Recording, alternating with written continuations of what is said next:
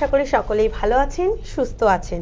আয়ুর্বেদ আমাদের একটি প্রাচীন চিকিৎসা পদ্ধতি, যা বৈদিক যুগ থেকে প্রচলিত। কিন্তু আজ আমরা এই আয়ুর্বেদকে এতটা প্রাধান্য দিই না। কিন্তু কেন দিই না? আয়ুর্বেদের মধ্যে অনেক কিছু আছে যা আমাদের রোগ প্রতিরোধ করতে সাহায্য করে, আমাদের শরীর সাহায্য করে। সঠিক ডক্টরের কাছে একটুখানি জানার চেষ্টা করি বা সময় মতো আমরা যাই ডক্টরের কাছে। তাই আজ আমাদের এই লাইভ অনুষ্ঠানে উপস্থিত আছেন আমাদের আপনাদের সকলের প্রিয় ডক্টর এস.কে. সেন। আজকের লাইভ অনুষ্ঠানে ডাক্তারবাবুকে স্বাগত জানাবো। নমস্কার স্যার। নমস্কার। হ্যাঁ, আজ আমরা আলোচনা করবো এই যে আমরা শাকসবজি খাচ্ছি, তাতে প্রচুর আমরা পেস্টিসাইড ব্যবহার করছি, এটা আমাদের শরীরে কতটা ক্ষতিকারক? শাকসবজিটা তো অ্যাকচুয়ালি ক্ষতিকারক নয় না। শাকসবজিকে যখন আমরা বিষাক্ত করে ফেলি তখন সেটা ক্ষতিকারক। শাকসবজি খেয়েই তো মানুষ বেঁচে থাকবে, পৃথিবীতে তো আর কোনো খাদ্য বলে কিছু নেই। তো আজকে যখন সেই শাকসবজি চাষি কম ব্যবসায়ী বেশি এইরকম মেন্টালিটি মানুষের হাতে পড়ে যায়, তখন আর সেটা শাকসবজি থাকে না। তখন সেটার মধ্যে তার দ্রুত গ্রোথের জন্য, বাড়াবার জন্য কম সময় বেশি বড় বড় সবজি হবে। ফুলকপি একদম বড় ফুলের মতো সাইজ হবে, বাঁধাকপি এক একটা 2.5 কিলো 3 কিলো সাইজ হবে এবং কম সময়ের মধ্যে। তখনই তার মধ্যে আমরা কৃত্রিম সার ব্যবহার করি, যেগুলো ব্যবহার করা উচিত নয়। এবং ফুলকপি হলে তার মধ্যে পোকা আসে, এই পোকাকে মারতে গিয়ে আমরা পেস্টিসাইড ব্যবহার করেছি। পেস্টিসাইড হচ্ছে এক ধরনের কীটনাশক, ঠিক? এই কীটনাশক এমন যে সবজির মধ্যে পোকা মারতে গিয়ে ওই সবজি যদি মানুষের পেটেও যায়, সেখানেও মানুষের ক্ষুদ্রান্তে পাকস্থলিতে ক্ষতিগ্রস্ত হয়। তো কেউ কলে আছে? হ্যালো। হ্যালো। হ্যাঁ, নমস্কার। হ্যাঁ, নমস্কার। আমি নদিয়া থেকে বলছিলাম। হ্যাঁ, বলুন, আপনার কি প্রশ্ন আছে? আমি ওই অর্জুনা রিস্ট খাচ্ছি, তো ওর সঙ্গে আমার দশমূলা রিস্ট দেওয়া আছে। এবার ওটা পাওয়া যায়নি, এক খাচ্ছি। অসুবিধা আছে না? দুটো একসঙ্গে খেলে ভালো হবে? ওটা যে কোনো আয়ুর্বেদিক দোকানে পাওয়া যাবে, কারণ এগুলো তো ক্লাসিক মেডিসিন। এগুলো যে কোনো মেডিসিনের দোকানে পাওয়া যাবে। হ্যাঁ, দুটো খেতে হবে, দুটো খেলে আরো বেটার। আচ্ছা আচ্ছা, ফোন করছিলাম। ওকে। হ্যাঁ, আমরা আলোচনায় ফিরবো। তো এই পেস্টিসাইড একটু একটু করে মানুষের শরীরে যেতে যেতে যেতে যেতে আজকে বিকলাঙ্গ হয়ে যাচ্ছে মানুষ, রোগাগ্রস্ত। পরিবারে 4 জন মানুষ থাকলে একজনও সুস্থ নেই, ছোট বাচ্চা থেকে 2 বছরের বাচ্চা থেকে শুরু করে আপ টু 80 বছরের বৃদ্ধ অবধি। কেন? কারণ আমরা এমন বিষাক্ত জিনিস ব্যবহার করে ফেলেছি যেখান থেকে আর ফিরে আসার কোনো চান্স নেই। এই খাবারের মধ্যে ওগুলো তো মানুষের খাদ্য ছিল, আর মানুষই যদি তার মধ্যে বিষ মিশিয়ে বাজারে সেল করে, তাহলে স্লো পয়জন হয়ে গেল মানুষের মধ্যে। বলবে কই, মানুষ তো মারা যায়নি। এই যে এত অসুখ, এত আলসার, এত gall bladder stone, kidney fail হয়ে যাচ্ছে, এত ক্যান্সার, এগুলো কেন? শরীর পুরো রক্ত আমাদের বিষাক্ত হয়ে যাচ্ছে দিনের পর দিন এই পেস্টিসাইড যুক্ত খাবার খেতে খেতে। তাহলে এই খাবার ছোট বাচ্চাটার মুখেও দিচ্ছি। শুধু সবজি নয়, এই যে ফল কিনে আনি আমরা, তার জ্বলন্ত উদাহরণ আপনারা গ্রিন কালার যে আঙুরটা পাওয়া যায়, যাকে গ্র্যাপস বলি আমরা, আঙুর, কালোটা নয়, কারণ কালোটা আঙুর নয়, ওটাকে ব্ল্যাকবেরি বলা হয়ে থাকে। তো এই আঙুর বাড়িতে আনার পর আপনি ভালো করে লাইট এনে দেখবেন যে আঙুরের গায়ে ধোঁয়া ধোঁয়া কুয়াশার মতো কিছু লেগে আছে। এই ধোঁয়া ধোঁয়া কুয়াশার মতো এগুলো কি? এগুলো হচ্ছে পেস্টিসাইড। আমরা দোকান থেকে এনেই না ধুয়ে বাচ্চার মুখে দিয়ে দিই, বাচ্চাটা ক্ষতিগ্রস্ত হচ্ছে। আমরা বড় হয়ে গেছি, নয় খানিকটা অসুখের সঙ্গে যুঝে নিতে পারবো, ওই ছোট বাচ্চাটা পারবে কি করে? তাহলে এই চাষিবাসী মানুষ, তাদের বাড়ির বাচ্চারা কি খাচ্ছে না? তাদের বাড়ির বাচ্চারাও খাচ্ছে। তাহলে আজকে সারা পশ্চিমবাংলা, সারা ভারতবর্ষ বিষাক্ত দেশ হয়ে গেছে পেস্টিসাইডের ফলে। তো আমরা চাইলেও আর সেই ফ্রেশ খাবার ওই দিনটা ফিরিয়ে আনতে পারবো না। কেন? যার একবার ভেজাল দেওয়া অভ্যাস হয়ে যাবে সে কোনোদিন শোধরাবে না। কিন্তু দ্যাটস কল, আমাদের মেডিকেল ল্যাঙ্গুয়েজে একে বলা হয় ভেজাল দেওয়া, অ্যাডাল্টারেশন, মিক্স আপ। যেমন চালের মধ্যে কাঁকর, দ্যাটস কল অ্যাডাল্টারেশন। যেমন দুধের মধ্যে জল, অ্যাডাল্টারেশন। চন্দন কাঠের বদলে পেয়ারা কাঠকে চন্দন জলে ডুবিয়ে রেখে মানুষের কাছে বিক্রি করা, অ্যাডাল্টারেশন। এরকম ওষুধের মধ্যেও আছে ভেজাল, খাবারের মধ্যে আছে, চালের মধ্যে আছে, কোথায় নেই। এবং অন্যান্য দ্রব্যের মধ্যে আপনি সুতির জিনিস কিনতে যাবেন, দেখবেন তার মধ্যেও টেরিকট মিক্স আছে, অ্যাডাল্টারেশন। তাহলে এমন কোনো বস্তু নেই যেখানে এই ভেজাল ঢুকে যায়নি। সবকিছুর ভিতরে মানুষ কোথায় আটকাবে আর? কেউ আছে কলে? হ্যালো,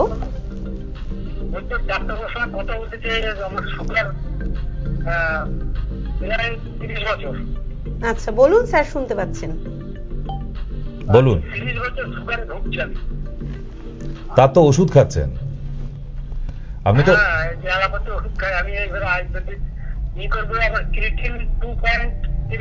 হ্যাঁ, মোটামুটি সর্বনাশ হওয়া শুরু হয়ে গেছে, এরপর আরো সর্বনাশ হয়ে যাবে। আচ্ছা, এখন বয়স কত বর্তমানে? 60-62 হয়ে গেছে। 30 বছর সংসার করে ফেলেছেন, তার কষ্ট করে 20 বছর আর সংসার করে নিলে আপনার কাছে চিকিৎসার দরকার কি আছে? আপনি তো সব সহ্য করে ফেললেন বাকি জীবনটা।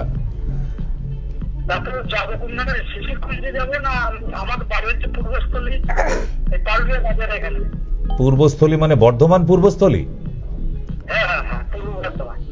আচ্ছা, পূর্ব বর্ধমান থেকে হলে আপনি দমদমে আসবেন, কারণ ওখান থেকে ডাইরেক্ট ট্রেন। কারণ বারাসাতে আপনার ডাইরেক্ট ট্রেন নেই, আপনাকে দমদমে নালে শিয়ালদায় নামতে হবে, আবার ব্যাক করতে হয়। তো এটা বাড়ি ফেরাটা দেরি হয়ে যায়। আপনি দমদম চেম্বারে আসবেন, কারণ বাইরের ডিস্ট্রিক্ট থেকে, বর্ধমান থেকে সব দমদমেই আসে। একদিন ওই রুটিনটা নিয়ে আপনার যে ব্লাড টেস্টটা করেছেন ওই টেস্ট রিপোর্টটা নেবেন, HbA1c-টা করাবেন, করিয়ে নিয়ে একদিন চলে আসুন। নালে এই যে 30 বছর ধরে আমি খুব অবাক হয়ে যাই যে বাঙালির কত সহ্য ক্ষমতা। দেখুন, একটা সামান্য অসুখ, সুগার, সেটাকে এখন আপনার ডাক্তার সারাতে পারলো না, আপনি তাকে 30 বছর ধরে পয়সা দিয়ে আসছেন।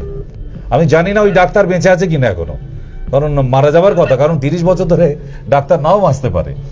তো সে কেমন ট্রিটমেন্ট করে, তার ডায়াগনোসিস কি, কি ওষুধ দেয়, আমি বুঝলাম না এখনো। 25 বছর ধরে আমার প্র্যাকটিসের জীবন, আমি প্র্যাকটিস করছি 25 বছর, আর আমার সুগারটার বয়স হচ্ছে 30 বছর, মানে আমার ডাক্তারি প্রফেশনে আসার আগে থেকে, তাই না?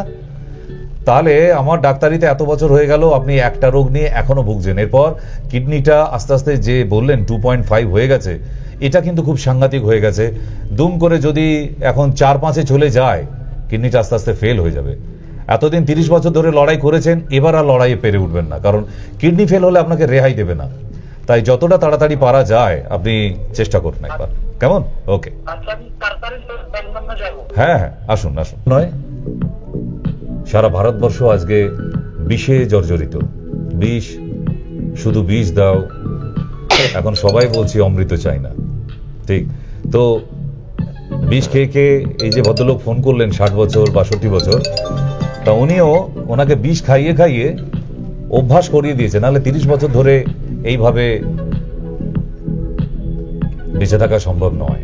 হ্যালো, হ্যাঁ নমস্কার। হ্যাঁ, এটা ডক্টর সেনী লাইভ হচ্ছেন, বলুন। হ্যাঁ, বলছি যে আমার আমাশা মাঝে মাঝে ছেড়ে যায়, আবার হয়। এখন ইদানিং দেখছি মাঝখানে এত না, সকালবেলায় 5বার 6বার পটি যেতে হয়, আর এই পিছনে পিছনে বেরোয়, মানে তার জন্য হাঁটু ব্যথা, শরীর দুর্বল হয়ে যাচ্ছে। কি করবো আমি? খেতে পাচ্ছি না, পেটে ব্যথা হয়। কোথায় বাড়ি? আমার দুর্গাপুরে। নেক্সট উইকে, আমি এই সপ্তাহে থাকবো না, নেক্সট উইকে বাড়ির লোককে নিয়ে সরাসরি চেম্বারে আসুন। হ্যাঁ, বিছানা নিয়ে নেবো। আমার নিজেরও মানে মনে হচ্ছে যে বিছানায় মাথা যন্ত্রণা করছে এই আমাশার জন্য, শরীর ভীষণ দুর্বল হচ্ছে। আচ্ছা, আপনি দুর্গাপুরের কাছাকাছি কোথাও কাছাকাছি খুঁজবেন না, এক দমদম আর 2 বারাসাত, আর আমি কোথাও নেই। আমার ইউনিটের চেম্বার প্রচুর জায়গায় আছে, প্রচুর ডিস্ট্রিক্টে আছে, আর সেইগুলোতে তো সব জায়গায় আমাকে পাওয়া যায় না। আমাকে এই 2টো জায়গায় অ্যাভেলেবেল, আমাদের মেন ব্রাঞ্চ এই 2টো। বাকি আমার জুনিয়র্সরা থাকে। আর আপনি আগামীকাল থেকে দুধ আর শাক খাওয়া বন্ধ করে দিন। আর কোনো শাক খাবেন না। আচ্ছা, আর ওষুধ কিছু আছে? ওষুধ তো প্রচুর আছে, বাট আপনার দুর্গাপুরে পাবেন না। আপনি এখন কাঁচা পেঁপে খাওয়া শুরু করুন, কাঁচা পেঁপে, আচ্ছা, খোসা না ছাড়িয়ে 50 গ্রামের একটা টুকরো প্রতিদিন সকালে আপাতত শুরু করুন, খানিকটা ভালো থাকবেন। কিন্তু মেডিকেশন না নিলে জীবন জেরবার হয়ে যাবে। এরপর আস্তে আস্তে আপনি না খিটখিটে মেন্টাল পেশেন্ট হয়ে যাবেন, মানে সবসময় রেগে যাবেন, আপনার কিচ্ছু ভালো লাগবে না, আপনি কাউকে নিমন্ত্রণ করবেন না, আপনি কারোর বাড়িতে নিমন্ত্রণ খেতে যাবেন না। কেন? যাদের আমাশা থাকে তাদের আস্তে আস্তে আইবিএস হয়ে যায়, ইমিউনো বাউল সিনড্রোম। আর এইটা হয়ে গেলে সে কাউকে জীবনে কাউকে আপনার বাপের বাড়ি থেকে লোক এলেও আপনি বলবেন না, আসতে হবে না। কেন? আবার সেই রান্না করতে হবে, আবার তাদের খেতে দিতে হবে, কারণ খাওয়া দাওয়া থেকে আপনি তো দূরে থাকেন, আপনার তো খাওয়া দাওয়া ভালো লাগে না, পেটে সুট হয় না, ঠিক না? তো যদি জামাই ষষ্ঠী যেতে হয় এবছর, তাহলে বলবো যে দেরি না করে নেক্সট উইক একদম জামাইকে সঙ্গে করে নিয়ে, কেমন? ওকে। আচ্ছা, আরেকটা কথা জিজ্ঞেস করছি, যে কটা থেকে কটা খোলা থাকে? সকাল 10টা থেকে বিকাল 5টা অবধি। আচ্ছা, ঠিক আছে। আপনি এসে আবার ফেরত যেতে পারবেন, ডোন্ট ওয়ারি। ওকে।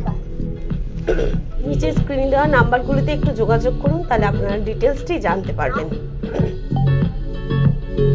কেউ আছে কলে? হ্যাঁ, হ্যালো, নমস্কার, বলুন। ডাক্তার এডুকেশন কথা বলছেন? হ্যাঁ বলছেন, বলুন। আমি হচ্ছে, আমার বয়স 26 বছর। আমি আমার চুল পড়ার সমস্যার জন্য একটা ঘরোয়া টোটকা শুনতে চাচ্ছি। থাক, আপনি শুনতে থাকুন অনুষ্ঠান ঘরোয়া টোটকার আশায়। ততদিনে আশা করব, ভগবানের কাছে প্রার্থনা করি যেন চুলগুলো সব উঠে চলে না যায়, যেন তাহলে তো আর বিয়েটা হবে না, শাশুড়ি মেনে নেবে না, ঠিক তো? হ্যাঁ ঠিক। তো ঘরোয়া টোটকার আশায় আপনি বসে থাকুন, যেদিন হবে সেদিন শুনে নেবেন, বাকি এখন অনুষ্ঠান দেখতে থাকুন, ভালো লাগবে আপনার। আর চুলের ব্যাপারে যদি, যেটা আমাদের লোশন আছে, যে লোশনটা, সেই লোশনটার নাম হচ্ছে doctor Sen hair care lotion.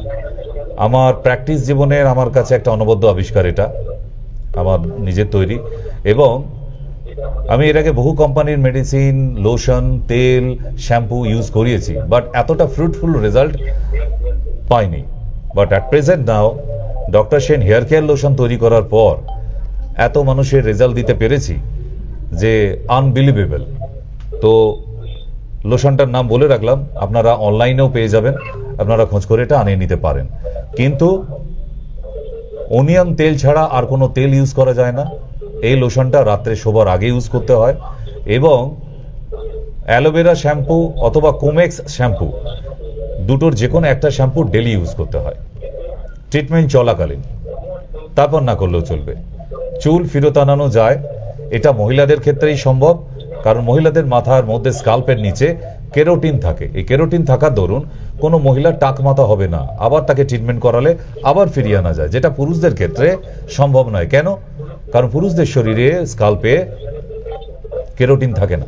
ওকে, কেউ আছে? যেই আছেন সাথে, প্লিজ আপনার টিভি সাউন্ডটি মিউট করুন। হ্যালো হ্যালো হ্যালো, না, টিভি সাউন্ডটি আগে একটু মিউট করুন। বলুন, আমি এবার আপনি ডক্টর বাবুর সাথে কথা বলুন। হ্যালো, শুনতে পাচ্ছি, বলুন। আমি খেজুরি থেকে বলছি। আমি 24 তারিখে আপনার পটাশপুর চেম্বারে গেছিলাম, অন্যান্য দিক থেকে ওষুধ খাচ্ছি, কিন্তু এই রিসেন্ট 3-4 দিন নাভির বাম পাশে। বলুন। আচ্ছা, আবার বাকি যেটা লিখে এনেছিলে বোধহয় কাগজ ছিঁড়ে গেছে, ওটা মুখস্থ করে আবার পরের পড়াটা বলবে আমাকে, আমি ওয়েট করছি। হ্যাঁ স্যার, আবার আমরা আলোচনায় ফিরবো। যে পেস্টিসাইড নিয়ে সত্যি আমাদের শরীরে যে এত ক্ষতি হচ্ছে, তো এর কি কোনো উপায় বা সলিউশন আমরা করতে পারবো না? আমরা তো এত উন্নতি করেছি দেশে, এটা কি আদৌ সম্ভব? আর পসিবল নয়। এই জন্যই যে গায়ে একটুখানি কাদা লেগে গেলে সেটা জল দিয়ে ধুয়ে নেওয়া যায়, আর যখন সেই মানুষটা পুরো কাদার মধ্যে পড়ে যায়, সেটাকে আর একটুখানি জল দিয়ে ধুয়ে আর সারা সম্ভব নয়। বালতি বালতি জল, যেটা তার পক্ষে জোগাড় করা সম্ভব নয়। তো সুতরাং আমাদের পশ্চিমবাংলার ক্ষেত্রে এবং ভারতবর্ষের ক্ষেত্রেও তাই হয়েছে, যে একটুখানি বিষ হলে সেটাকে তো তবু উইথড্রল করা যায়। সাপের বিষ থেকে যখন মানুষকে বাঁচিয়ে দেওয়া যাচ্ছে এখন, তাহলে এই বিষ থেকে উইথড্রল করা যেত? নিশ্চয়ই সাপের বিষের মতো মারাত্মক না। তাহলে বিষের পরিমাণ এত বেড়ে গেছে যে মানুষ এই বিষাক্ত দেশ থেকে আর বেরিয়ে আসতে পারবে না। হ্যালো, হ্যাঁ বলুন। কিডনির সমস্যা নিয়ে গেছিলাম, দেখতে অদিতি রায়। তো আমি আপনার চিকিৎসাতেই আছি। তো আপনার ওষুধ এই 1 বছর হয়ে গেল খেয়ে যাচ্ছি, কিন্তু ক্রিয়েটিনিন মাঝখানে 4.5 নেমেছিল, আবার 5.5 হয়ে গেছে। আর হিমোগ্লোবিনটাও খুব কমে যাচ্ছে, 7.5 হয়ে গেছে হিমোগ্লোবিন। তো কি করবো একটু বলবেন ডাক্তারবাবু? চেম্বারে আসবেন। এই রুগীদের নিয়ে আর এখানে গল্প করার জায়গা না তো, এটা চেম্বারে গল্প করার জায়গা। কারণ একটা কিডনি ফেলিওরের রুগী, তাকে নিয়ে তো আর কি করব এখন, আপনাকে কি বলবো আমি? এটা আঁশবটির তাবিজ পড়ুন আর বাকি শনিবার উপোস করুন। এখানে মেডিসিনের আলোচনার দরকার আছে। আপনি কবে আসেন, কবে আসেন, 3 মাসে একবার আসেন না 6 মাসে একবার আসেন, সেটা তো জানি না। তো সুতরাং চেম্বারে এসে দেখাবেন। আমার পুরনো রিডিংগুলো দেখার আছে, কি মেডিসিন চলছে আপনার সেগুলো দেখার আছে। তারপর এগুলো ছেলে খেলার জায়গা নয় একদম, কারণ এটা একটা সিরিয়াস কেস। ওকে, এটা পারলে আপনি চেম্বারে আসবেন, না হলে কিছু করার থাকবে না।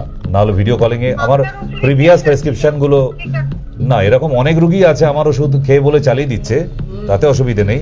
কিন্তু এরকম অনেক রুগী আছে ওই বছরে একবার করে দেখা করতে আসে, ডাক্তারবাবু ভালো আছেন, আপনার ওষুধ 5 বছর ধরে খাচ্ছে, আগের প্রেসক্রিপশন বের করুন। ও মা, আগের প্রেসক্রিপশনটা দিয়েছে 2021 সালে, ও এরম ভাবে 5 বছর ওষুধ খেয়েছেন। নমস্কার, ধন্য আপনাদের। মানে ফাঁকি দেবার জায়গায় জীবনে ফাঁকি দিয়ে তো পড়াশোনাটাও হলো না, একটা জায়গায় স্ট্যান্ড করতে পারলে না। এখন শরীর খারাপ, নিজেকেও নিজে ফাঁকি দিচ্ছেন। মানে একটু আগে নন্দিনী জিজ্ঞেস করলো যে এখান থেকে কি আর বেরিয়ে আসা যায় না? পারবে না। আমাদের বাংলার মানুষ অলস প্রকৃতির। মানে ডাক্তারবাবু ওষুধটা এসে একটু খাইয়ে দিলে ভালো হয়, মানে ওইটা বলতে বাকি রেখেছে। মানে সকালবেলা গিয়ে একটু মুখে তুলে দিয়ে আসলে, একটু খাইয়ে নাইয়ে ধুইয়ে চান করিয়ে শুয়ে দিয়ে আসতে পারলে তবে যেন হ্যাঁ ডাক্তারবাবুকে 500 টাকা ফিস দিয়েছি তো একদম উসুল করে নিছি। আমাদের জীবনে সিরিয়াস হতে হবে, না হলে আমরা কোনোদিন। পশ্চিমবাংলার মানুষ কোনো ব্যাপারে সিরিয়াস নয়। তারা মোমবাতির মিছিল করে আজকের জন্য, কালকে ভুলে যায়। তারা আবার শনিবারের উল্লাসে সন্ধ্যাবেলায় মেতে ওঠে বারে কোনো গিয়ে। তারা যে গতকাল মোমবাতি মিছিল নিয়ে কোনো এক রেপ হয়ে যাওয়া ছোট্ট একটি মেয়ের জীবন নিয়ে তারা রাস্তায় বেরিয়েছিল, কেন? ফেসবুকে আপলোড করবে বলে। আদৌ তাদের এখান থেকে কোন রকম তাপ উত্তাপ নেই। পশ্চিমবাংলার মানুষ শুধু উল্লাস করতে জানে, হুজুকে বাঙালি, কিছু হবে না। হয়নি তো, নিজেরা তার উদাহরণ। এরকম কত মোমবাতির মিছিল হয়ে গেল, তার আজ অব্দি কোনো বিচার নেই। এবার শুনছি কালকে পাকিস্তান বোম ফেলবে এখানে, মানে আজকের নিউজে। এখন যাই না কি ফেলবে তারা, ঠিক তো যাই হোক সবকিছু তো। একজন বন্ধু আছেন। হ্যালো, হ্যাঁ নমস্কার। নমস্কার ডাক্তারবাবু, আমি দুর্গাপুর থেকে বলছি। নমস্কার দিদি ভাই, বলুন। যে আপনার পুরোনো পেশেন্ট, আমি সুগার থাইরয়েড ভালো আছি। আবার আপনাকে দেখাবো এই কিছুদিন পরে ব্লাডটা পরীক্ষা করে। তো আমার এই ডান হাত বা বাঁ হাতের কুনুইয়ে খুব ব্যথা করছে। তো কি ওষুধটা? অর্থ বুস্টার। ওইটা দিনে 2টো করে খান, হয়ে যাবে। আচ্ছা, নিয়ে আসবো অনলাইনে। ঠিক আছে, ঠিক। ওকে দিদি ভাই। স্যার আমাদের আরেকটা বিশেষ প্রশ্ন, যেটা কি আমরা বাড়িতে, প্রত্যেকের বাড়িতে আমাদের আজকাল ফ্রিজ আছে। আমরা এই যে ফ্রিজটা ব্যবহার করছি, সবজিটা আজকে কিনে আনছি, 1 সপ্তাহ বাদে ফ্রিজ থেকে বার করে আমরা ইউজ করছি। তো এটা আমাদের জীবনে কতটা প্রভাব ফেলছে? কিছুদিন আগে ওই চন্দ্রবিন্দুর একটা গান বেরিয়েছিল, মনে আছে? বোকা বাক্স। বোকা বাক্স কাকে বলা হয়? টিভিকে। মানুষকে বোকা বানাবার একটা বাক্স, রাইট? তো ওই গানটা শোনার পর আমার দ্বিতীয় সংস্করণ বেরোয়, পোকা বাক্স কাকে বলা হয়? ফ্রিজকে। আপনি ভালো তাজা খাবারের মধ্যে ব্যাকটেরিয়া অ্যাটাক করবেই, কারণ ফ্রিজের মধ্যে ব্যাকটেরিয়া, পোকা থাকে, যেটা ইনভিজিবল, আমরা চোখে দেখি না, বাট ব্যাকটেরিয়া থাকেই। তো এই সুস্থ একটা স্বাস্থ্যকর খাবারকে আজকে খানিকটা রাতে খেয়ে আবার তাকে তুলে রাখলাম কালকে খাবো বলে। তো তার মানে ওই পোকা বাক্সের মধ্যে রাখা কেন? পোকা ধরবে বলে। পোকাযুক্ত খাবারটাকে কালকে আবার গরম করে আমরা খাচ্ছি, শরীর ভালো থাকবে। আচ্ছা, এর আগে আপনার দাদু ঠাকুমার আমলে চলে যান, তখন ফ্রিজ ছিল না, তাদের এত রোগ ছিল পেটের। আপনার যতটা আছে, আপনি বললেন মডার্ন বয়। আচ্ছা, ওই তো খান কিছু পচা মুরগির ভাজা, তাকে নাকি বলেন আবার ফাস্টফুড। ফাস্টফুড খেয়ে তো জীবনের অর্ধেক অঙ্কগুলোই ভুলে গেলেন, ঠিক না? কারণ ফাস্টফুড ইজ এ অ্যাডিকশন তৈরি করার একটা ফুড। একবার খাবে যে কালকে থেকে রোজ যাবে, ঠিক? তাহলে এই অ্যাডিক্টেড ফুডস গুলোকে যদি আমরা ত্যাগ করতে পারতাম, তাহলে জানতাম হ্যাঁ উই আর সামথিং। আপনি সেগুলো না করে আবার তাকে কিনে এনে খেলেন, খেয়ে আবার ওই পোকা বাক্সে বন্ধ করে রাখলেন। তো ফ্রিজে থাকার পর বুঝতেই পাচ্ছেন যাও বা খাবারটা একই তো খারাপ জিনিস, স্টেরয়েড খাবার, তার মধ্যে আবার পোকা বাক্সে রেখে পরের দিন আবার ওটাকে গরম করে খাওয়া হচ্ছে। কিছু খাবার আছে যেটাকে দুবার গরম করে খাওয়া স্বাস্থ্যকর নয়। খুব ছোটবেলার কথা মনে করে দেখুন, বাবা মাংস আনতো, আমরা কিন্তু দুপুরবেলায় ভাত খেয়ে শেষ করে ফেলতাম। মা কিন্তু রাতে রুটি করলেও আবার অন্য কোনো সবজি দিত, ওই মাংসটাই দিত না। এখনকার ট্রেন্ড কি, সকালে মাংস হয়েছে তুলে রাখো, আবার সন্ধ্যেবেলা ওইটাই রুটি দিয়ে, ঠিক মেচে গেছে, দারুণ ব্যাপার, তাহলে তার পরের দিন বাজার করতে হচ্ছে না, আবার ওটা পরের দিনে গরম করে। দিনের পর দিন মানুষ যত অলস হচ্ছে ততটাই সে মডার্নাইজ ভাবছে নিজেকে। না না, আপনি একদিন খাবার রান্না করে 7 দিন খাচ্ছেন বলে এটা মডার্ন বলে না, কুঁড়ে বলে আপনাকে। আপনি মহা কুঁড়ে মানুষ একটা, আপনি দিনের দিনে রান্নাটা করতে পারেন না, ঠিক। আপনি ভোগবিলাসী মানুষ একজন, নিজে অসুস্থ হচ্ছেন, আপনার গোটা ফ্যামিলিটাকে অসুস্থ বানাচ্ছেন। কেন? আপনার কুঁড়েমির জন্য। আপনি খন্তিটা রোজ ধরলে আপনার বাচ্চাগুলো সুস্থ তাজা খাবার খেত, সেটা করেন না। আপনি একদিন রান্না করলেন একদম তিজেল হাঁড়ি ভর্তি করে, ওইটাই সারা সপ্তাহ ধরে ধরে স্বামীকে, শ্বশুরকে, শাশুড়িকে, সবাইকে। নিজে তো উচ্ছন্নে গেছেন শরীর খারাপ করে, আবার বাকিগুলোকেও তাই। আমরা এখন মাছ মাংস দেখি ফ্রিজে স্টোর করে রাখি, সব হ্যাঁ, দিন 15-20 দিন। ওই যে স্পেন্সার শিখিয়ে দিয়েছে, আমরা মডার্ন, আমরা এখন কাঁচা সবজি বাজারে যাই না, মাছের বাজার যাই না, আমরা কোথায় বাজার করি? আমরা স্পেন্সারে বাজার করি। আচ্ছা, থেকে আনি স্পেন্সার, মানে ওখানে গিয়ে ওখানেই পচিয়ে রেখে দিয়েছে, আপনি আবার তাকে না মহা পচা করছেন। আর কত পচাবেন? জীবনটাই তো পচে গেল এরকম করতে করতে। মানুষ যত মডার্ন হবে তত অলস হবে। যেমন আগে দশমী করতে শ্বশুর শাশুড়িকে পায়ে প্রণাম, হাত দিয়ে ছুঁয়ে প্রণাম করতে যেতেন না, এখন দশমী সকালবেলায় উঠে নতুন একটা সাপ বেরিয়েছে, বলছে কি সাপ? বলে কামড়ালে বিষাক্ত জিনিস। বলে নাম কি? বলছে হোয়াটসঅ্যাপ। আচ্ছা, হোয়াটসঅ্যাপ এখন নতুন সাপ। তো হোয়াটসঅ্যাপে বাবা শ্বশুর মশাকে শাশুড়িকে প্রণাম হচ্ছে, প্রণাম নিবেন বাবা এবং মা। কি মডার্ন বৌমা রে বাবা, যে একবার শ্বশুর শাশুড়ি পা ছুঁতে তার লজ্জা করে। এবার আপনার বাচ্চাগুলোকেও তাই শিখেছে, এই ভিডিও কলে নিয়েছি ঠাকুমাকে, একটু প্রণাম জানিয়ে দেও দশমী, ঠামি প্রণাম নেবে, মানে বাচ্চাগুলোও শিখছে মায়ের দেখে দেখে। এই যে সাপের ছবল হোয়াটসঅ্যাপ। তাহলে এই মডার্ন হওয়ার মানেটা কি? আগে লোক একটু হেঁটে বাজার যেত, এখন আপনি সকালবেলা বাজারে যান কিসে? টোটোয়। আচ্ছা, টোটো এখন আবার ওলা উবের হয়ে গেছে। একটু হেঁটে গিয়ে টোটোয় উঠবো তা নয়, যাই বাড়ির গেটে নিয়ে আয়, দরকারে 5 টাকা বেশি নিবি। তো এরপর তো দাদা আপনাকে বেডরুমে টোটোওয়ালা ঢুকে গিয়ে তুলে নিবে, দাদা এসে গেছি, অফিস যাবেন না, চলুন। মানে টোটোওয়ালা আপনাকে কোলে করে নিয়ে গিয়ে টোটোয় বসিয়ে দেবে। আর কত অলস হওয়া যেতে পারে? আপনি কি বুঝতে পারছেন যে আস্তে আস্তে আপনি অলস হয়ে যাচ্ছেন? আমরা সবাই দিনের পর দিন অলস হচ্ছি। কেন? মডার্ন হচ্ছি বলে। যত মডার্ন হব, আচ্ছা আগে মানুষ হেঁটে বাসের ট্রেনে, এখন না, এখন সব নিজের একটা কার, ওই তো 10,000 টাকা দিলেই তো বাড়িতে 4 চাকা দিয়ে যায়, তারপর ইএমআই ভরো, কি না একটা কার কিনেছি। আপনি কার কিনে তো আপনার হাঁটা বন্ধ করে দিলেন, বাসে ট্রামে চড়াটা বন্ধ হয়ে গেল আপনার, মানে বডির ইমিউনিটি আরো নষ্ট করলেন। যাও একটু আধটু হাঁটা হতো, সেটাও বন্ধ। এরম ভাবে আর কদিন চলতে পারেন? এরপরে আপনি ভাবেন যে আপনি সুস্থ থাকবেন, এরপরেও আবার কোনো কোনো ডাক্তার গিয়ে চোখ রাঙাচ্ছেন, আরে আপনার কাছে এতদিন ওষুধ খেলাম সুস্থ হলাম না। আপনাকে ডাক্তারের কাছে ওষুধ খেতেই হবে না, আপনি এমনি উচ্ছন্নে চলে গেছেন। বোঝা গেছে? আপনি ডাক্তারের কাছে যাওয়া মানে ওটা একটু বাহানা। ডাক্তারকে চোখ রাঙিয়ে কোনো লাভ নেই বাবা, ওগুলো ডাক্তাররা পড়ে বসে আছে। তোমার সর্বনাশ আর তোমার মরণ কুয়া তুমি নিজে খুঁড়ে ফেলেছো। তুমি ওষুধ খাও আর না খাও, টিকিট কাটা তোমার হয়ে গেছে। তো আজকে থেকে এখনো সময় আছে যে একটু হাঁটা, সকালে নিজের জন্য একটু এক্সারসাইজ করি না। এক্সারসাইজ, ও বাবা 4টে হাই তুলে বলবো তা কাল থেকে করবো। এই কাল আজও আসেনি আপনার ক্যালেন্ডারে, কেন? স্যার আমাদের সাথে অনেকক্ষণ ধরে একজন বন্ধু আছেন, দেখুন। হ্যালো, হ্যাঁ নমস্কার। হ্যালো, দিদি ভাই বলুন। আপনাদের এই চ্যানেলটা একটু বাড়ছে কেন? কথা বোঝা যায় না, শোনা যায় না। কোন চ্যানেল এটা? কোন চ্যানেল দেখেন? কোন চ্যানেল দেখেন? আমরা এসডি চ্যানেল। চ্যানেলের নাম এসডি চ্যানেল? এসডি চ্যানেল যেটা আপনার যেটা অনুষ্ঠান হচ্ছে এখন, হ্যাঁ, এই আওয়াজ কোনো কথা বুঝে ওই এসডি চ্যানেলের নাম্বার দেওয়া আছে নিচে, এসডি চ্যানেলের নাম্বারে ফোন করে জানান, যে আপনাদের কন্ট্রোল রুমে জানান আপনার পিকচার ভীষণ খারাপ আসছে। ঠিক, ওটা ফোন করে জানাতে হবে। আমরা তো জানাবোই, আপনি যখন আমাদের জানালেন আমরা জানাবোই, কিন্তু ও যে ডাইরেক্ট চ্যানেল ওটার নাম্বারও দেখুন, আপনারা দেখতে পাচ্ছেন, ওই নাম্বারে একটু কল করে জানান, কেমন? ওকে, দেখুন ওখানে ফোন নাম্বার পাবেন, এইচডি চ্যানেল বলে, সিটি। স্যার আমরা তো ফ্রিজ নিয়ে আলোচনা করলাম, এবার করবো যেটা মাইক্রোওভেন। আমরা যে খাবার গরম করে ফ্রিজ থেকে বার করছি, ডাইরেক্ট মাইক্রোওভেনে দিয়ে গরম করছি, এটা কতটা ক্ষতিকর বা এটা কি সম্মত? অ্যাকচুয়ালি মাইক্রোওভেন হচ্ছে ইটস এ ডায়ার মেশিন। আমরা আমাদের স্টুডেন্ট লাইফে ল্যাবরেটরিতে ভীষণভাবে ব্যবহার করে এসেছি।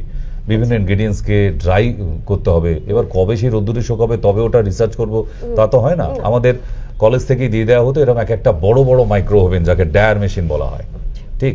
তো সেখানে ওগুলোকে কি বলা হয় যে ইনগ্রেডিয়েন্টসকে ডায়ার মেশিনে দিলে দুটো কাজ হয়, একটা খুব তাড়াতাড়ি ড্রাই হবে, দ্বিতীয় ওর শরীরে ওই যে মাটি থেকে তুলে আনা ইনগ্রেডিয়েন্টস মানে শিকড় বাকড়, সেগুলোর মধ্যে তো পোকা মাকড় ব্যাকটেরিয়া ভাইরাস থাকতেই পারে, সেগুলো ওই ডায়ার মেশিনে দিলে স্টেরিলাইজড হয়ে যায়। স্টেরিলাইজড ইজ এ প্রসেস জীবাণু মুক্ত করার। ওকে, আমরা এই হিসেবে ডায়ার মেশিনকে ব্যবহার করতাম। এখন কে ওইখান থেকে মাথা মেরে ফেলেছে যে ডায়ার মেশিনকে যদি ওই জায়গায় না রেখে আমরা রান্নাঘরে লাগিয়ে দিই, তাহলে বাড়ির বউরা গিন্নিরা এই বারবার আর ওভেন জ্বালতে হবে না, গ্যাস পুড়বে না, ইলেকট্রিকের সুইচ মারলেই ওটা গরম হয়ে যাবে, ঠিক। কিন্তু আমরা যে খাবারগুলোকে গরম করে খাই, একটা জিনিস মাথায় নিয়ে নিন, যেমন চা, সকালে একবার করে চা অনেকের বেঁচে যায়, চা পাতাটাও বেঁচে যায়, ফেলে না দিলেও চলে। আচ্ছা ওইটাকে আপনারা ফেলে দেন কেন? ওটাও তো বিকেলবেলা খেতে পারতেন, পরের দিন খেতে পারতেন, মানে একদম শেষ রক্তবিন্দু অব্দি চুষে খেতে পারতেন, তো কেন করেন না? এর বেলায় টনটনে কেন? বলছে একবার চা পাতা চা হয়ে গেলে দ্বিতীয়বার চা করিস না, ওটা থেকে নাকি ক্যান্সার হয়। কত টনটনে জ্ঞান আমাদের পেশেন্টদের। আচ্ছা এটা একবারও বলছেন না যে একটা খাবার একবার গরম রান্না হয়ে যাবার পর তাকে আবার দ্বিতীয়বার গরম করতে যাওয়া মানেই সেই খাবার আর খাবারটা থাকলো না, যেমন সেটা বিস্বাদ হয়ে যায়, এক নম্বর তার টেস্ট লেস হয়ে যায়, নাম্বার টু এই ওভেন সিস্টেমে রেডি ফুডকে গরম করা মানে খাবারের গুণগত মানের নিম্নমান হয়ে যায়, ঠিক। এবং গরম করার পদ্ধতি মানে এটা খোলা ওভেনে গরম করা দরকার, ওটা মাইক্রো ওভেনে হচ্ছে মানে তার মধ্যে যা যা জীবাণু জমেছিল ফ্রিজ থেকে বার করি আমরা কিন্তু মাইক্রো ওভেনে দিই, বাইরে ফেলে রাখা অবস্থায় নয়। তার মানে এক জায়গায় ব্যাকটেরিয়া নিয়ে আরেক জায়গায় দিলাম, দিলে ব্যাকটেরিয়া কি মুক্ত হলো? ব্যাকটেরিয়া ওর মধ্যেই তো থেকে গেল, ওটা তো এয়ার ক্যাট, বোঝা গেছে? তার মানে আমরা জীবাণু মুক্ত নয়, জীবাণু যুক্ত আবার খাবার খাচ্ছি গরম করার পরেও। তো এই মাইক্রো ওভেন এটা বলে লাভ নেই, পুরনো নিয়মে যদি মানুষ আবার ফিরে আসতে না পারে, মানুষের সুস্থভাবে বেঁচে থাকার আর কোনো রাস্তা নেই। আপনাকে আমাকে কোনো না কোনো অসুখেই মরতে হবে। আমরা ফ্যাশন যত করব, এই যে বললাম, যত মডার্নাইজ দেখাবেন, যত ফ্যাশন দেখাবেন নিজের ফ্যামিলিতে, তত তাড়াতাড়ি অসুখে পড়বেন এবং ছুটির ঘন্টা বেজে যাবে। সেই পুরনো দিনে ফিরে আসুন। মানুষ এই পৃথিবী যদি ধ্বংস না হয়, এখন মানুষ যদি বেঁচে থাকে, তাহলে আপনি ডেফিনেট লিখে রাখুন ততদিন হয়তো আমি থাকবো না, আপনারা দেখবেন মানুষকে আবার সেই কাঠের জালে ফিরে আসতে হয়েছে। কেন? শুদ্ধিকরণ, পাপ মুক্তের জন্য। কারণ জীবনে যা পাপ আমরা করে ফেলেছি, শরীরে যা ধারণ করে ফেলেছি বিষাক্ত পদার্থ, সেগুলোকে আবার স্টেরিলাইজড করতে গেলে আমাদের আবার সেই কাঠের জালে ফিরতে হবে, মানুষকে আবার জঙ্গলে যেতে হবে। এই কংক্রিটের বাংলো বাড়ি, পলিউশন, গাড়ি, সমস্ত কিছু ফেলে রেখে, এসি সব ফেলে রেখে আবার জঙ্গলে গেলে মানুষ আবার মুক্ত বাতাস পাবে, তবে আবার পুরনো দিনে ফিরে আসা যেতে পারে, রোগমুক্ত জীবন। আদারওয়াইজ এখন মানুষের যা যা অসুখ বিসুখ হয়েছে, ওই ওষুধ দিয়ে ঠেকা দিয়ে কদিন চলতে পারে, আপনি অসুখ থেকে মুক্তি আর কোনোদিন পাবেন না। আপনার যদি ডাক্তার বলে যে হ্যাঁ আপনাকে মুক্তি দিয়ে দেবো, মুক্তি মানে ভাববেন না যে অসুখ থেকে মুক্তি দেবে, একবারে বলো হরি হরি বল, চিরবিদায়ের দিকে আমরা চলে যাই। বারাসাতের কলোনির মোড়ে একদিন এক দাঁতের মাজনওয়ালা বিক্রি করছে, দাঁতের মাজন গোল করে লোক দাঁড়িয়ে আছে, আর সে একজনকে করে ডাকছে, ছোট ছোট বাচ্চাকে ডেকে, আর ওই একটা পাউডার বের করছে, ধরে দাঁত ঘষে দিচ্ছে, বলছে এই দেখুন একবারে চকচক করছে, দাঁত এরকম টেনে দেখছে, স্টিলের বাসনের মতো ক্যাচ করে আওয়াজ হচ্ছে। এবার সবাই তো পাগল, বলছে আমরা এত দামি দামি মাজন দিয়ে মেজে এই গুটখার দাগ ওঠে না, হ্যানা ত্যানা, এটা সম্ভব কি করে? তারপর তাকে আড়ালে ডেকে নিয়ে গিয়ে বলতো, ভাই চা খাবি, আয়। তো সেই দাঁতের মাজনওয়ালাকে ডেকে নিয়ে গিয়ে জিজ্ঞেস করা হচ্ছে, ভাই এই যে এরকম গ্যারান্টি দিয়ে মাজন বিক্রি করছে, এটা রহস্য কি? আমার তো কাজ কাম নাই, তাহলে তোমার প্রোডাক্ট নিয়ে আমি কালকে থেকে বিক্রি করব। বলছে, ভাই কার বলেও না। বলছে, কি? বলছে, এই মাজন যে আমি গ্যারান্টি দিছি, একবার নিয়ে গেলে আর দ্বিতীয়বার আপনাকে মাজতে হবে না। আরে দ্বিতীয়বার মাজবে কোথা থেকে? দাঁতগুলোই তো থাকবে না তার বাড়িতে গিয়ে। তো এই হচ্ছে রহস্য। ঠিক। হ্যাঁ, কেউ আছে বলে? হ্যালো, হ্যাঁ বলুন। হ্যাঁ বলুন, স্যারের সাথে কথা বলুন। শুনতে পাচ্ছি, বলুন। আপনি টিভির ভেতর থেকে একটু মাথাটা বের করুন। ফোন নিয়ে ঢুকে পড়েছেন তো টিভির মধ্যে। হ্যাঁ মিউট করুন, তাহলে তো খুব ভালো হয়। বাস বলুন। হ্যাঁ, এখনো লোকে তো তাই বলে আমাকে। হ্যালো, ও মা ঠাকুরন, সুপ হয়ে গেলে যে পছন্দ হলো না। আচ্ছা, আমি কালকে থেকে আধার কার্ড নিয়ে আসবো, গলায় ঝুলিয়ে বসবো। আমি ডক্টর এসকে সেন, বারবার জিজ্ঞেস করতে হবে না আপনাকে, কেমন? ঠিক আছে, ভোটার কার্ডটা পেলেও আনবো, পাইনি অনেকদিন খুঁজে। যাই হোক, আমরা আবার ফিরে আসি। আবার একজন আছেন, শিওর। হ্যালো, হ্যালো, হ্যাঁ টিভি সাউন্ডটা আগে মিউট করুন। বলুন। হ্যাঁ বলুন, ডাক্তারবাবু শুনতে পাচ্ছেন, বলুন। বলছি ডাক্তারবাবু, যেটা হচ্ছে মানে হওয়ার এখন প্রত্যেকটা মেয়েরই হচ্ছে, যেটা জড়াউতে আমাদের শীত, এটা কি কারণে হচ্ছে এটা একটু জানতে হবে চাইছিলাম। ব্যাস, শেষে কি আমার পেটে লাত মারা ধান্দাই পেশেন্ট গুলো। এখন তাহলে পুরো মেডিকেল বোঝাতে হবে, আপনি শুনতে থাকুন। ঠিক, পুরো মেডিকেল বুঝতে হবে, তবে ওটা বুঝতে পারবে কি থেকে হচ্ছে, কেন হচ্ছে। সব বুঝিয়ে দিলে ডাক্তারগুলো খেতে পাবে না যে মা জননী। ঠিক, সব আবার জানাতে নেই, প্রবলেম হয়ে যায়। তো আমার আই খুকু আয় বলে একটা অনুষ্ঠান আছে, ইউটিউবে চলে যান, মায়া টিভির, ওখানে গিয়ে এই অনুষ্ঠানটা দেখবেন। অনুষ্ঠানের নাম হচ্ছে আই খুকু আয়। সেখানে সিস্ট এবং টিউমার, ফাইব্রোডেনোমা, ফাইব্রয়েডস, মহিলাদের শরীরে কি কি কারণে ব্রেস্টে টিউমার, জরায়ুতে টিউমার, ওভারিতে সিস্ট, সমস্ত কিছু ইন ডিটেলস। পিরিয়ড ইরেগুলার হয় কেন, যদি ইরেগুলার হয় তার কি ক্ষতি হতে পারে, জরায়ু ক্যান্সার কিভাবে হয়, ইন ডিটেলস দেওয়া আছে। কেমন? আপনি একটু কষ্ট করে হাঁটি হাঁটি পাপা করে ইউটিউবে চলে যান। হ্যালো, হ্যাঁ হ্যালো, হ্যাঁ বলুন। আমি একটা কথা বলছিলাম। হ্যাঁ বলুন, ডাক্তারবাবুর সাথে কথা বলতে পারছেন, বলুন। হ্যাঁ, বলছি যে আমার মেয়ের বয়স এই 19+ চলছে, ঠিক আছে? তো আমার মেয়ের কি বলুন তো, মানে আমার মেয়ে পরিষ্কার তো, একদম মানে কালো কালো কালো করে, গাটা পুরো কালো হয়ে গেছে, মানে কালো কালো কালো কালো হয়ে যাচ্ছে, মানে মুখটাও কালো হয়ে গেছে, এত কিছু মাখছে, কিছুতেই কিছু হচ্ছে না, পুরো মুখটা মানে কালচে কালচে হয়ে গেছে, কত কিছু মাখছে, আর গাটাও অনেক কালো হয়ে গেছে। পরিষ্কার কিন্তু আমার মেয়ে, কিন্তু কালো কালো মানে একটা ভাব এসছে। তাহলে মেয়েকে ধরে একদিন নিয়ে এসো চেম্বারে, না দেখলে আর বুঝবো কি করে, কারণ স্কিনের ব্যাপার তো, এগুলো শুধু শুনে ট্রিটমেন্ট করা উচিত নয়। এখন অ্যাকচুয়ালি কি হয়েছে সেটা দেখে, ওই যদি কিছু তদি কিছু তো ডাক্তারি তো হয় না বাবা, ওটা। ও মা, কেন কালকে মেয়ের বিয়ে নাকি? কালকে মেয়ের বিয়ে আছে? তাহলে এত তাড়া কিসের আপনার? আজকে সকাল অবধি কি করছিলেন আপনি? হ্যাঁ, বেশি তাড়াহুড়ো আবার ক্ষতির কারণ হয়ে দাঁড়ায়, তো তাই বেশি হুটোপাটি করে লাভ নেই, কেমন? হ্যাঁ, এখন সহ্য করেছে এতদিন, আরো সহ্য করুন, যেদিন দেখা হবে, দর্শন হবে, দিয়ে দেবো। আপনারা কষ্ট করে প্লিজ একটু চেম্বারে আসুন। শুনতে থাকুন অনুষ্ঠান। আমি দান ছাত্র খুলে নিয়ে বসেছি, আপনার কি তাই মনে হয়? এটা মেডিকেল, ঠিক। এখানে এখন যদি বলি হ্যাঁ শনিবার আর মঙ্গলবার উপোস করবেন আপনার মেয়ে, আবার আগের মতো আমরা ফর্সা টুকটুকে দেখতে হয়ে যাবে, তাহলে সেটা করতে থাকুন, ঠিক। কিন্তু এটা মেডিকেল, এখানে মেডিসিন দিতে হয়। আপনার মেয়ের কি হয়েছে আপনিই জানেন না, আর আমি তো শুধু কানে শুনলাম, আমিও জানি না, তাকে যতক্ষণ না দেখছি। স্কিনের মধ্যে একটা ডিজিজ একই রকম দেখতে অনেকগুলো হয়, ঠিক।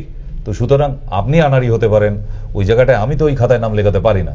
মেডিকেল অলওয়েজ মেডিকেল, কারণ আমি বদনামের ভাগী হতে চাই না, তাতে না থাক, ওষুধ দেব না, কিন্তু যেটা পারবো, যেটা বুঝি, যেটা ডায়াগনোসিস হয় সেটারই প্রেসক্রিপশন হবে।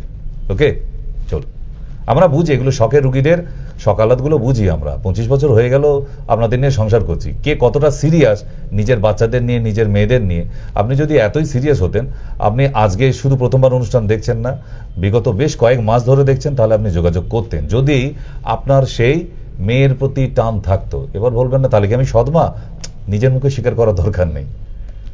নিজের বাচ্চাদের ভালো রাখার এইটুকু তো বাবা মার অন্তত ইচ্ছা থাকা উচিত, নিজের প্রতি না হোক, তাই না? তাহলে সে যখন আপনার সন্তান, আপনার একবারও ইচ্ছে হয়নি যে আজকে মেয়েটার মনের অবস্থা কি হচ্ছে? সে আয়নার সামনে যতবার দাঁড়াচ্ছে ততবার সে ডুকরে কেঁদে উঠছে ভেতরটা। তাহলে আপনার এর আগে কোনো ভালো ডাক্তার দেখানো উচিত ছিল। আর আজকে এখন আপনি তাড়াহুড়ো করছেন যে এখনই একটা ক্রিম বলো, আমি এখনই মাকে আবার ফসা টুকটুকে করে ফেলবো। ওটা মেডিকেলে সম্ভব নয়।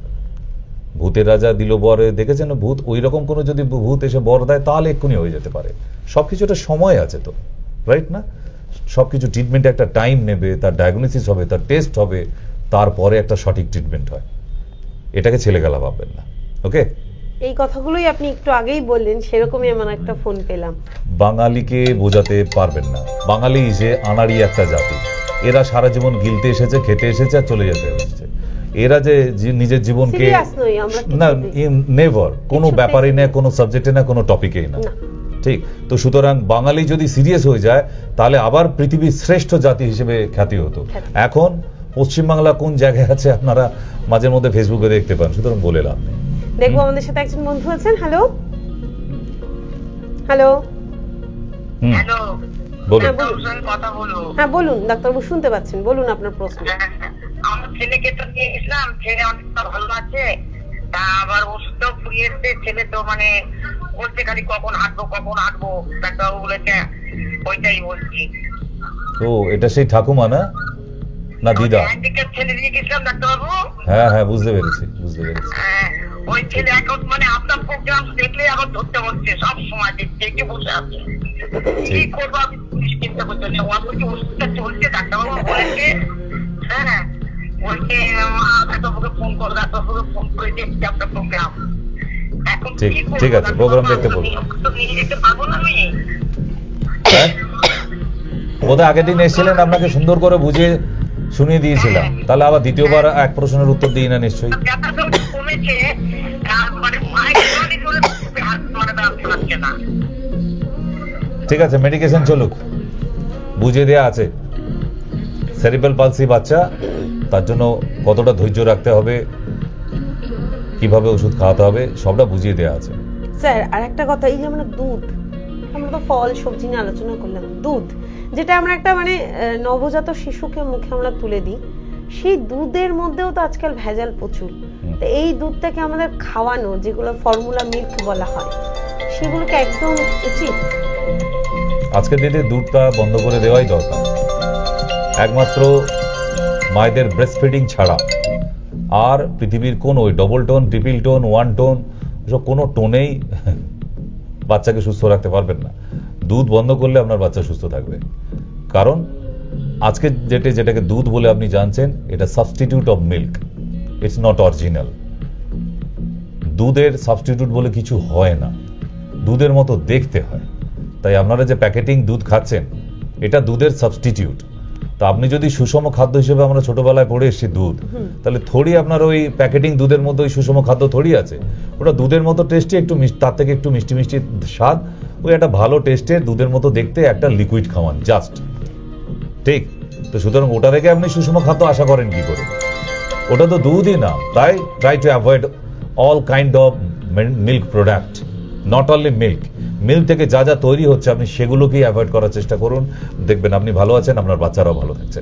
দেখবো আমাদের সাথে একজন বন্ধু আছেন। হ্যালো, নমস্কার। হ্যাঁ নমস্কার, বলুন। হ্যালো, হ্যাঁ স্যার আর একটা প্রশ্ন আছে, যে আমরা যে আর একজন বন্ধু আছে। হ্যালো, হ্যাঁ বলুন। আমি আসানসোল থেকে বলছি। হ্যাঁ বলুন ডক্টরবাবু, শুনতে পাচ্ছেন। হ্যাঁ, আমার শরীরের প্রবলেম, সুগার আছে, হ্যাঁ, হার্টের প্রবলেম। হ্যাঁ, হ্যালো, শুনতে পাচ্ছেন ডক্টরবাবু, আপনি বলুন। ব্যাস, উনি টিভির গোড়ায় দাঁড়িয়ে দাঁড়িয়ে সেখানে রিপিট শুনছে। আপনি টিভিটা বন্ধ করুন, নালে টিভিটা মিউট করুন। জানতে চাই, হ্যাঁ আমার সুগার, আমার আচ্ছা শুনতে থাকুন। হার্টের প্রবলেম। স্যার আমরা সবাই তো আবার ভেজ খায় না, আবার সবাই নন ভেজও খায় না, তাহলে এই যে যারা একদম যারা ভেজ নিয়েই থাকে তাদের কি তাহলে দুধ খেতে পারবে না, বা সবজি এখন প্রচুর ভেজাল, ফলে ভেজাল, তারা তাহলে সুস্বাস্থ্যর অধিকারী হবেন কি করে? হবে না।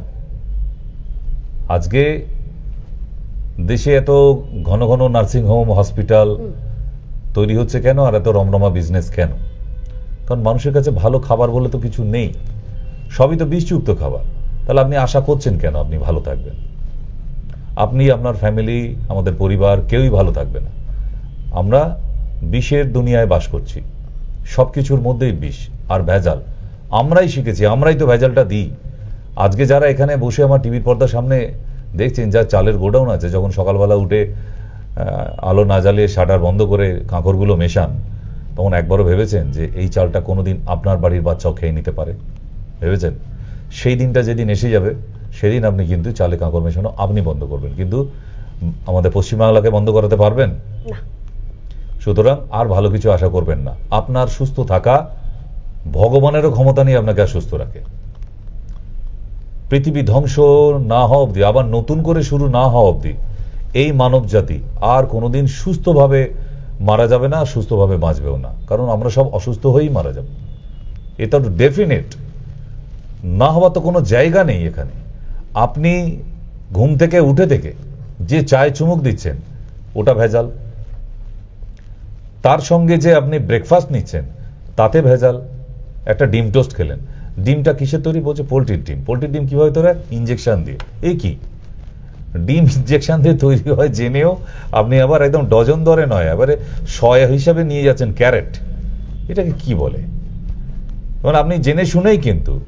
তাই একটা কথা মনে পড়ে গেল, গীতায় একটা লাইনে, একটা পাতায় লেখা আছে, দেখবেন যে কৃষ্ণ গিয়ে দুর্যোধনকে জিজ্ঞাসা করছে যে ভাই দুর্যোধন, তুমি এরকম ছোট লোকের মতো ব্যবহার করছো কেন? পাণ্ডবদের সঙ্গে এটা তুমি ঠিক করছো?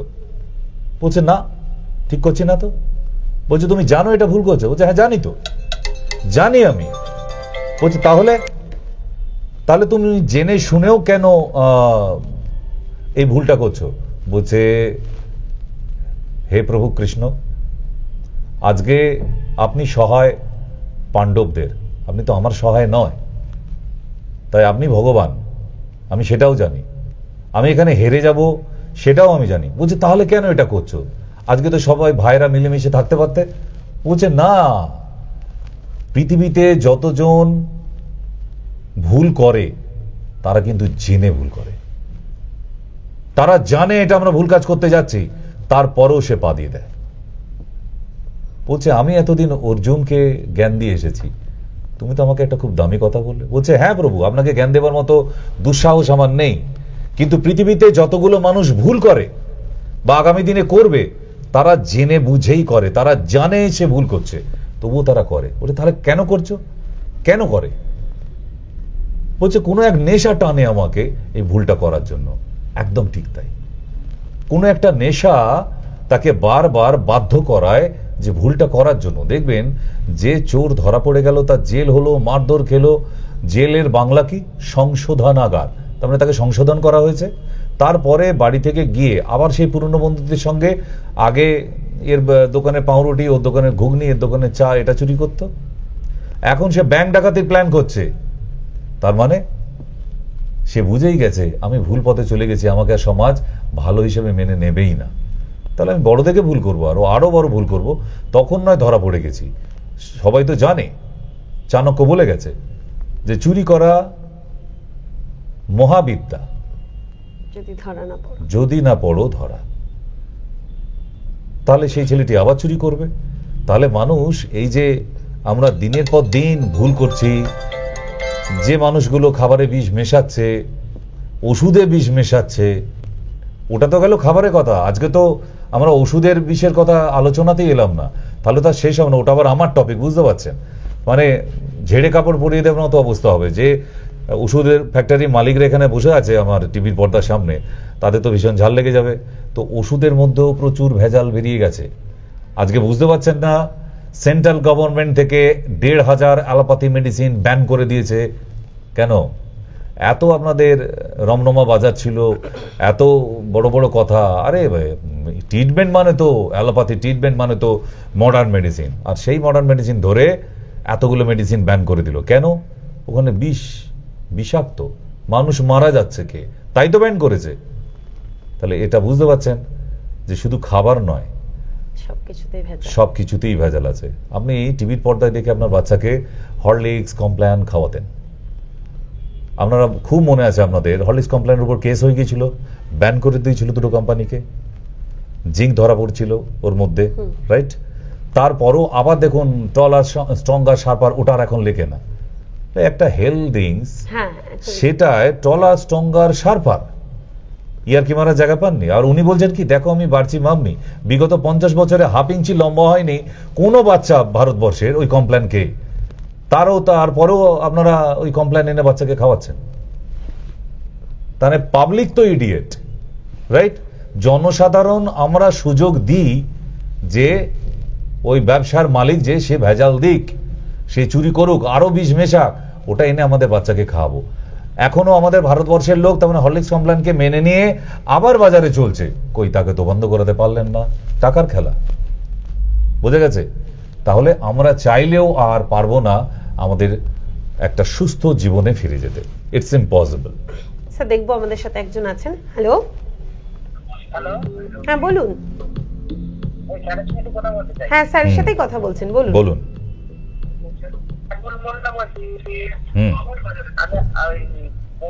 আপনাকে দেখিয়েছিলাম কিডনি। আচ্ছা, এখন ইউরিনটা কেমন হচ্ছে? পার ফোলা আছে? পাটা ফোলা আছে? আমাকে প্রশ্নের উত্তরগুলো দিয়ে দাও, আমি বুঝে যাব। পা ফোলা আছে? আর আচ্ছা, কোনো বমি বমি ভাব? আর বমি হয়নি, শুধু বমি ভাব আছে। শ্বাসকষ্ট? তাহলে প্রেসক্রিপশনটা নিয়ে একটু যোগাযোগ করবে। আর জল কতটা খাচ্ছ? 1 লিটারই তো? ক্রিয়েটিনাইন কত আছে?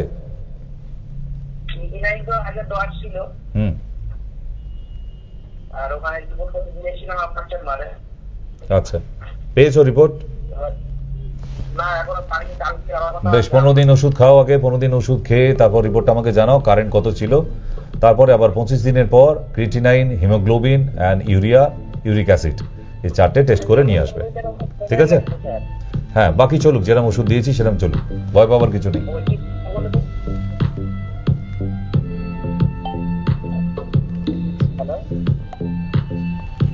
হ্যাঁ, অনুষ্ঠান দেখতে থাকো, আবার আমরা আলোচনায় ফিরবো। তাহলে আমরা যে জায়গাটায় ছিলাম, তাহলে আমাদের এখান থেকে বেরোনোর কোনো উপায় নেই। আমরা তো আয়ুর্বেদিকের হাত ধরলে এই রোগ থেকে তো আমরা অনেকটাই নিরাময় তাহলে আসতে পারি। খানিকটা চান্স আছে, কারণ ওটাও প্রাকৃতিক মেডিসিন। যতটা আর প্রাকৃতিক জিনিস দিয়েই মানুষের দেহকে শুদ্ধিকরণ করা যেতে পারে, আর কোনো রাস্তা নেই। দেখবো আমাদের সাথে একজন বন্ধু আছেন। Hello hello hello hello hello, হ্যাঁ বলুন। হ্যালো বলুন স্যার, শুনতে পাচ্ছেন? হ্যাঁ, বলছি যে আমি যে ওষুধগুলো নিয়ে আসছিলাম এই হাঁটু আর কোমরের জন্য, আর সিকনেসের জন্য যে ওষুধটা নিয়ে আসছিলাম, বলছি তো। হ্যালো, হ্যাঁ, হাঁটু কোমরের ওষুধগুলো যদি এগুলো খাচ্ছি, আর পেটের যন্ত্রণাটা, পেট কোনটা কমে, ওইটা কি গ্যাসের ওষুধটা দুবার করে খাবো? অ্যাসিডিটি ওষুধটা, গ্যাসের ওষুধটা 2বার খাবে, বাকি ওষুধগুলো 1বার খাবে। ঠিক আছে? হ্যাঁ, অ্যাসিড হচ্ছে প্রথম, তো ও সপ্তাহখানে খেতে খেতে তারপর স্যুট হয়ে যাবে, তারপর 2বার করবে। ওই জন্য প্রতিটা পেশেন্টকেই বলা আছে প্রথম 7 দিন 1বার করে ওষুধ খাবে, তারপর 2বার করে খাবে। ওকে। হ্যাঁ স্যার, তাহলে আমরা কি ছোট ছোট কিছু মানে উপায় অবলম্বন করলে এগুলো যদি বন্ধ করা যায়, তাহলে আশা করি জীবন থেকে অনেকটা আমাদের এই রোগগুলো মুক্তির করতে পারে। না, হবে না। এই জন্যই মানুষ নিজের অভ্যাস বদলে ফেলেছে। আচ্ছা, একটা মানুষের সারাদিনে 3.5 লিটার মিনিমাম জল খাওয়ার প্রয়োজন, মানুষ সেই জলটুকুও খায় না। একটা মানুষকে যদি বলি 1 লিটার হাফ লিটার জল খেয়ে দেখান তো, হাফ লিটার জল একসঙ্গে খাওয়া যায়? তাকে একটা মদের বোতল 750 দিয়ে দিই, সে ঘন্টাখানেক টাইম নেবে না, আধা ঘন্টাও টাইম নেবে না, শেষ করে দেবে। তাহলে মানুষের হ্যাবিট বদলেছে, অভ্যাস বদলেছে। এই জায়গায় মানুষকে এই অভ্যাস যদি চেঞ্জ করতে পারি আমরা, তাহলে হয়তো চান্স থাকতে পারতো যে আবার আমরা আগের জায়গায় ফিরে যেতে পারি। কিন্তু মানুষ তো নিজেদের আমরা মরণের দিকে দৌড় করিয়ে দিয়েছি অলরেডি, মানে হাতের তীর আর মুখের কথা। এই যে আমাদের জল চেষ্টা পেলেই এখন আমরা কোল্ড ড্রিঙ্কস খাচ্ছি, এই যে গরমকালে বেশিরভাগটাই কোল্ড ড্রিঙ্কস আমাদের হাতে সবার থাকছে। মানুষ জল পিপাসা পেলে এখন তো জল পান করে কম, তার সঙ্গে মদ, বিয়ার, কোল্ড ড্রিঙ্কস এগুলো পান করে বেশি। তাহলে সেই মানুষটাকে আমরা আবার দামি ওষুধ দিয়ে কি করে সারাবো? তাকে এদিকে বলছি আপনি ভালো খাবার খান, সে আবার দামি খাবার খুঁজে বেড়াচ্ছে। ওই শপিং মলে গেলে ওখানে ভালো সবজিগুলো পাওয়া যায়, একদম ফ্রেশ, স্টেরিলাইজড করা। যে সন্ধে হলে মদ গেলে আবার সে খুঁজে বেড়াচ্ছে ভালো সবজি। মানে এটা কোন দেশের কথা হলো? মানে অবাক করা হাসির ব্যাপার হয়ে গেল না? প্যাকেটে লেখা আছে statutory warning, cigarette smoking is injurious to health. মানে সিগারেট স্মোক করা আপনার শরীরের পক্ষে ক্ষতিকারক। বাচ্চাটা বলছে স্যার আমি তো সিগারেটটাই খাই, ওটা তো প্যাকেটে লেগে আছে, আমি তো প্যাকেটটা খাই না স্যার, তাহলে আমার ক্ষতি হওয়ার সম্ভাবনা নেই। তাহলে এইরকম মানসিকতা যদি মানুষ হয়, কাকে কে চেঞ্জ করবে? পসিবলই না। নিজেরা চেঞ্জ না হলে আমরা যদি নিজেদের মানসিকতা না চেঞ্জ করি, আপনার মনে হয় যে কোনো ভালো ওষুধ দিয়ে দামি হসপিটালে আপনাকে নিয়ে গিয়ে বাঁচিয়ে ফিরিয়ে আনবে? ইম্পসিবল। হসপিটালে খাতায় নাম লিখে দেওয়া মানে একদম স্বর্গের দরজায় পৌঁছে যাওয়া, তো সেটা তো আপনারা জানেন। তো সেই জন্যই এখনো সময় আছে। Try to change your self. Maybe আমরা একটা নতুন পৃথিবী ফিরে পেতে পারি আবার। আর যদি আমাদের অভ্যাস, মানে যার যা অভ্যাস আছে, কারো চুরি করা অভ্যাস, কারো ভেজাল দেওয়া অভ্যাস, কারোর টাকা চুরি করা অভ্যাস, কেউ ভালো খাবার খায় না, খারাপ খাবার অভ্যাস, এই যে হ্যাবিটগুলো, এগুলো যদি চেঞ্জ করতে পারি, কারো নেশা করার অভ্যাস, সে নেশা থেকে, মানে আমাদের যার যার ব্যাড হ্যাবিটগুলো আছে, এই ব্যাড হ্যাবিটগুলোকে যদি সবাই একসাথে পরিবর্তন করতে পারি, তাহলেই সম্ভব। আজ জল মানেই জীবন, আমরা যেটা ছোট থেকে পড়ে এসেছি যে জল হচ্ছে জীবন, সেই জলেই তো আমরা আজকাল মানে ভেজাল পেয়ে যাচ্ছি। যে জলটা খেয়ে আমরা বেঁচে থাকবো, সেই জলটাও আজ আমরা ঠিক করে পাচ্ছি। এখন তো তবুও বোতলগুলোর নামে কেস হয়, বোতলের গায়ে এখন লেখা হয় প্যাকেজ ড্রিঙ্কিং ওয়াটার। আগে না হলে এই বোতলগুলো লেখা হতো মিনারেল ওয়াটার, রাইট? একটা সময় ছিল লোক যখন জানতো না হোয়াট ইজ মিনারেল ওয়াটার, তখন লোককে প্রচুর বোকা বানানো হয়েছে। এই প্যাকেজ বোতলের মধ্যে জলটাকে সবাই বলতো একটা মিনারেল ওয়াটার দিন তো। আরে 20 টাকায় মিনারেল ওয়াটার, ইয়ার কি পেয়েছো? একটা বোতল মিনারেল ওয়াটার আনতে গেলে 1 লিটারের যে বোতল ভর্তি, অন্তত কম করে 5000 টাকা লেগে যেতে পারে এক বোতল মিনারেল ওয়াটারের দাম, কারণ তার কাজ অনেক বেশি। 30 ml একটা 30 ml মিনারেল ড্রপসের ছোট কন্টেনার, তার দাম পড়ে যায় প্রায় 300 থেকে 350 টাকা। 30 ml মাত্র, এইটুকু। তা সেই জায়গায় 1 লিটারের মিনারেল বোতল মানে তার দাম 5000 টাকার উপরে। আর এদিকে আমরা দোকানে গিয়ে 20 টাকা দিয়ে বলছি একটা মিনারেল ওয়াটার দিন। কে বলেছে ওটা mineral water? It's a package drinking water. আর সেই প্যাকেজ ড্রিঙ্কিং ওয়াটারেই ধরা পড়লো কি আমাদের বারাসাতেই কেস। ড্রেনেজ জল তুলে ডিমিনারাইজড মেশিনের মধ্যে দিয়ে পাসিং করিয়ে তাকে ফিল্টার করে ওই জল বিক্রি হচ্ছে প্যাকিং করে। বাবা পয়সা নিচ্ছে যখন একটু ভালো জল দেয়া হোক। ড্রেনেজ জল, এই ড্রেনেজ জল দিয়ে এক সময় শিয়ালদায় ধরা পড়েছিল। আমার এগুলো মনে আছে কেন, আমার কাছে ভিডিও ক্লিপিং গুলো রাখা আছে। আমি মাঝের মধ্যেই শোতে দেখাই যে শিয়ালদার ওই কেস। শিয়ালদাতে ড্রেনের জল তুলে তার সাথে সাদা ফেব্রিক কালার, চিনি এবং সার্ফ মিশিয়ে একদম দুধের মতো দেখতে, দুধের মতো ফেনা হয় এবং দুধের মতো টেস্ট এবং তার ডেন্সিটিও সেম। আচ্ছা, বানালি বাবা, তার মধ্যে ফেব্রিক আর ড্রেনের জল কেন? পরিষ্কার জল দিয়েও তো বানানো যেত দুধটা, দুধের মতো দেখতে, তাই না? তাহলে আমরা বারবারই শুধু ভেজালি খেয়ে যাচ্ছি আর ভেজাল দিয়ে যাচ্ছি। সময়সীমা প্রায় শেষের দিকে। আমরা আজকে আরেকবার জানিয়ে দিই যে আগামী শিলিগুড়িতে আমি আসছি 8 তারিখে, বৃহস্পতিবার। আগামীকাল আমি রওনা দিচ্ছি কলকাতা থেকে। তো যারা শিলিগুড়ি নর্থ বেঙ্গলের আমার পেশেন্ট আছেন তাদের কষ্ট করে কলকাতায় আসতে হবে না, যেহেতু আমি কষ্ট করে আপনাদের ওখানে যাচ্ছি এই গরমের দাবদাহের মধ্যেও, রাইট?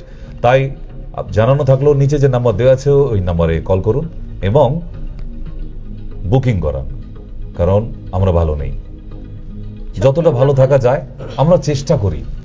এরপর ডাক্তারের থেকে কি করে আশা করি আপনি আমাকে কিওর করে দিলেন না স্যার? আপনাকে ভগবানের 14 পুরুষ নেমে এলো আপনাকে কিওর করতে পারবে না। আপনার গোটা শরীরটা বিষে ভর্তি, আপনি আশা করছেন কি করে যে আপনি পুরো কিওর হয়ে যাবেন? হ্যাঁ, একটা ডাক্তারের তাহলে কাজ কি? আমাদের কাজ একটাই, আপনাকে একটু ভালো রাখা। কিওর পৃথিবীতে কোনো মানুষ আর কোনোদিন কোনো রোগ থেকে কিওর হবে না। আমরা বিষাক্ত পৃথিবীতে বিষাক্ত দেহে বেঁচে আছি, ঠিক? তাহলে আগামীকাল দমদমে দেখা হচ্ছে যারা নাম লেখাতে চাইছেন। আর যারা আমার ওষুধ খাচ্ছেন, যেরকম রুটিন বলে দিয়েছি সেই রুটিনে চলুন। যদি অসুবিধা হয় অবশ্যই কল করবেন, নিশ্চয়ই, কারণ আপনাদের বলে দিয়েছি জানাতে হবে।